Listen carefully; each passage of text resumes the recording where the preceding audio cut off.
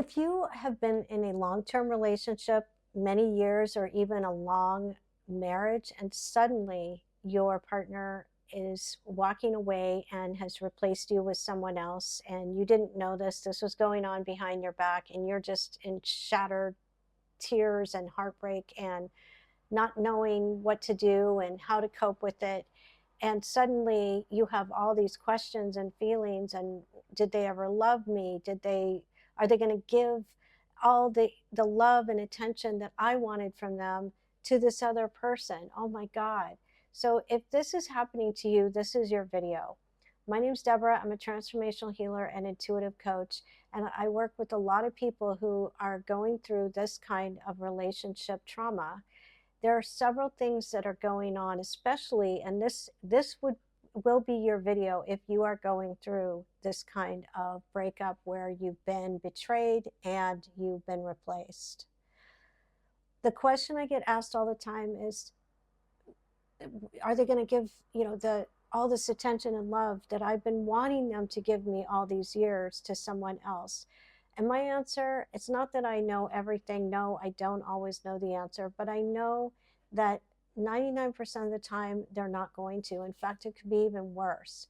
Unless they're doing the work, unless they are healing, unless they are getting help. And so many times I discover in my private sessions, these partners are having substance abuse problems.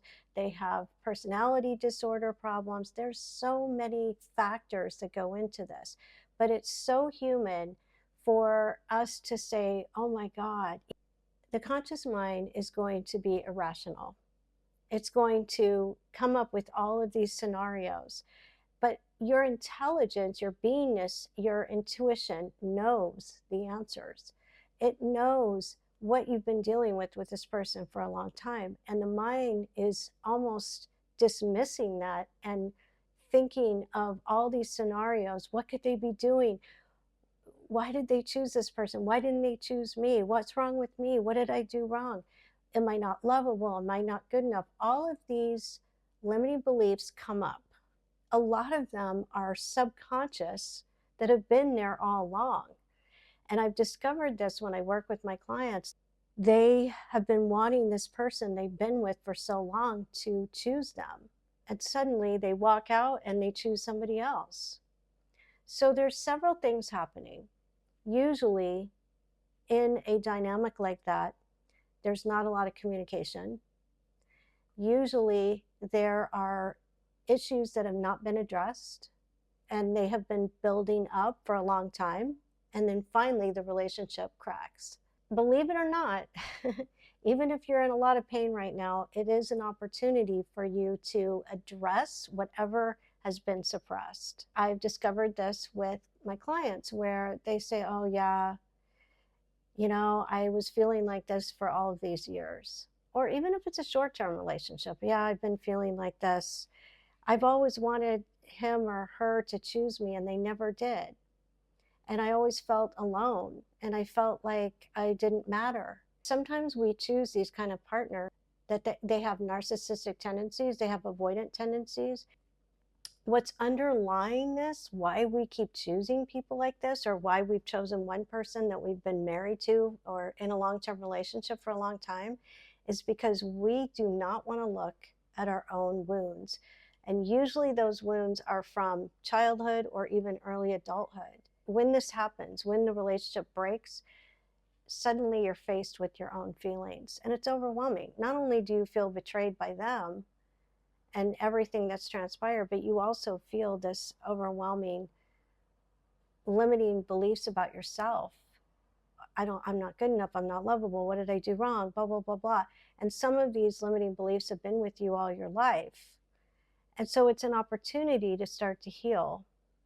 But let me go back to the one question that I get asked all the time. Will this person give all this attention and love? No. I just want to give you some comfort. No, they won't. It may appear that way on social media. If you even look on social media, it may appear, you may hear that they're running off in the sunset, but no. I've never seen anything good come out of betrayal, ever.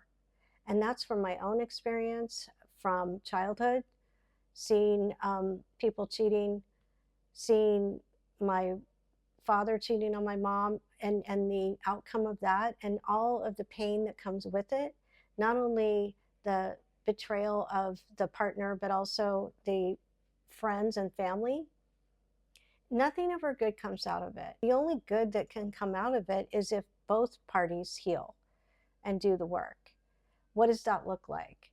Well, there's different ways to do it. There's going to a psychologist, going to a psychiatrist, going to self-help groups.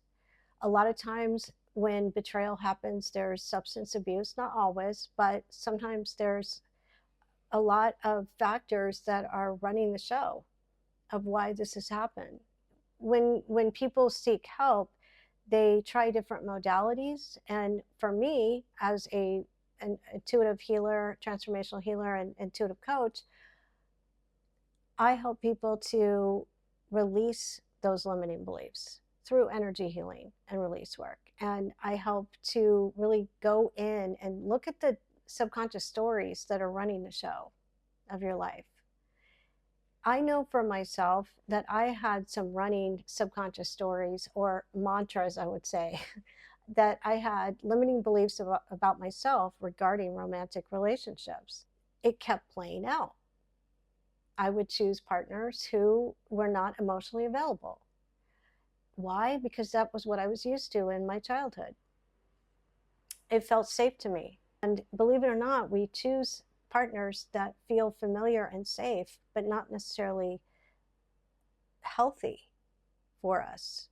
Even if we're with an emotionally unavailable partner, like I was, where it was very similar to what I grew up with, then I feel like, oh, I don't need to be as vulnerable and be intimate emotionally as well.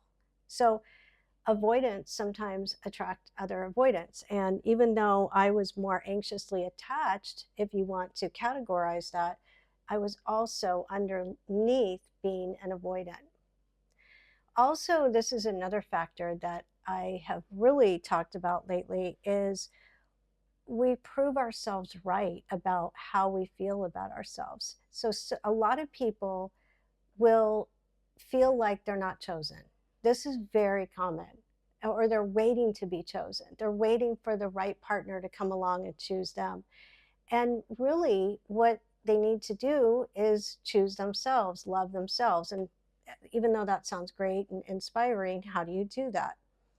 And I'll share with you how to do that in a moment. But what happens is, in deeper investigation, when we're waiting to be chosen and we're out in the dating world, we're actually proving ourselves right if somebody doesn't choose us, because it's a running mantra. I'm not chosen. I'm not chosen. And so we keep looking for the evidence that we're not chosen. That's huge, guys. Looking for the evidence subconsciously. It's not conscious, because consciously we're like, yeah, we want to have a partner. We want them to come on a white horse and all of that. And we have sometimes unrealistic expectations that are, and it's, I don't want to say that they're not valid, but we are waiting to fill a void by someone. We will feel complete when we find that person. And that is not healthy. You will never find it that way. There will always be something askew. And a lot of times when you're coming from that sense of lack and wanting to be chosen, you end up attracting and choosing someone who also wants to be, who also has that sense of lack. And then you enter into a trauma bond. And it's push pull, hot cold, on and off. And you don't want to do that. You want to come from a healthy place. How do you do that? Well, you start by investigating the subconscious mind. What are you telling yourself? Those are the limiting beliefs. So for myself, I was saying, oh, men don't choose me. So I kept playing that out until I realized, wow, I'm responsible for this. I'm not a victim. And when you start to release, you're not a victim. You let go of being a victim of circumstances. You are writing the script of your life. So You release what's in the way. You set your intention. I allow myself to have the perfect partner, as an example. And then you start to write the limiting beliefs, the doubts, what's in the way. Usually they're doubts. What are doubts? Fears. So you write them down and you consciously release them. And then you write a new script. You start thinking of what you want instead of what you don't want. Because up until now, your subconscious mind has been running on what you don't want. I'm not good enough. I'm not lovable. And so if you're in a betrayal situation and your whole life has been blown up, you were married for a long time or in a long-term relationship and suddenly it's broken because this person ran off with someone else. Sometimes this can be a new life given to you on a silver platter that you couldn't do yourself. Because a lot of times, and I know this may not sound comforting, but a lot of times when I work with people who are going through this, we investigate and we see there's been a lot of problems that haven't been addressed. It's time to start healing and writing a new script and telling yourself a new dialogue, changing your thoughts. When you change your thoughts, you change your life. And you can even turn sometimes the most dire situation around. Any relationship can be turned around. And I know this sounds radical because you may be stuck right now in the thick of the emotions, the anger, the hurt, the resentment, every emotion on the planet. And I understand, I get it, and I'm not poo-pooing it, and I'm not saying dismiss it. No, welcome those feelings. But also, when you start to release, you start to get the clarity that you're seeking right now, because right now you may be on the internet looking for answers. And when you release, it gives you the clarity. Even if you set the intention of, I allow for us to be together again. And there are people that have been betrayed where their partner runs off and they still want that person back. And that's okay.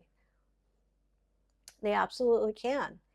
They can release on it, and then the results will come in such a way that will be perfect, because the client can start to gain clarity. And even if they want that person back while they're releasing, they may discover at some point that they don't anymore. But they can bring the relationship back together. That's how magical release work is. It can change any circumstance, not just in relationships. It can help with work, with manifesting money, with health, everything. But today we're talking about this kind of betrayal and what happens to these people that betray you. What kind of karma do they get? Well, again, I've never seen much good come out of this. What I also see is sometimes they can go down the rabbit hole and things get worse in their life. I was just speaking to a client today and she was so sincere and I could feel her heart. And she said, I intuitively feel like my partner who left me is going to go into a darker place. And she said, I really don't want that for him. Her partner had cheated on her for 2 years and the rug was pulled underneath and she was going, oh my God, it's very confusing because this partner that she had was showing, at least she thought, how much he loved her. And she really believed it. And then now all of this has been debunked. So to make sense of that and to sort through that is really tough. I get it. She's working with me with the energy healing and releasing. It's very deep work. For me, I've seen how much it's changed my life and how it is changed my life drastically and quickly. It doesn't have to take a long time. When you're going through something like this, the healing is in what are you telling yourself? And what dialogue are you telling yourself? And that's truly when you can release those thoughts and replace them with positive thoughts about yourself, your life will change. And if your partner who's done this doesn't get any help, as far as doesn't heal, doesn't address the issues that they had with you, they're going to repeat it in the next relationship. And a lot of times, the person that they run off with will eventually see the same problems, and sometimes will reach out to the ex, you. And by that time you're healed, you're like, who cares? The betrayal karma is never good. It does catch up to them. And a lot of times the partners will want them to to get their karma right away, of course, because there's a lot of resentment, there's a lot of hurt, there's a lot of anger. I get that. But there are ways to mitigate that also through releasing, so that you don't suffer so much. So if you are going through this and you really would like more support and really learn how to do this deep dive of releasing, rewrite, and receive like a new timeline, a new version of you, when you start to change you without trying to change the outside so much, you're not trying to control them or the circumstances, you just start changing your inner dialogue regarding this or anything else in your life, you will see changes in the 3D that will surprise you in a really, really good way. If you go down the rabbit hole of holding on to all these negative emotions, it's just going to make you suffer. There is a way out. You don't have to suffer forever. If you're interested in this and you would like to join my community, you could check everything out on my channel on the description of this video. I wish you all the support and healing, and please get all the support you can if you're going through something as tragic as this. And just know that you will get through it and justice will be served, but you don't have to lift a finger for that to happen. All you need to do is heal your heart, release the inner dialogue that may be giving you a hard time, and things will get better in your life. So thank you for watching this video to the end, and I hope you like and subscribe. Have a great day.